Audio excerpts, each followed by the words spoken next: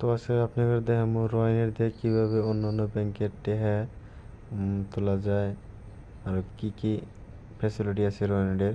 তো আপনাদের সবই দেখাবো, তো আপনারা দেখেন। তো এখানে আছে আদা এপিএস কন্ডিশন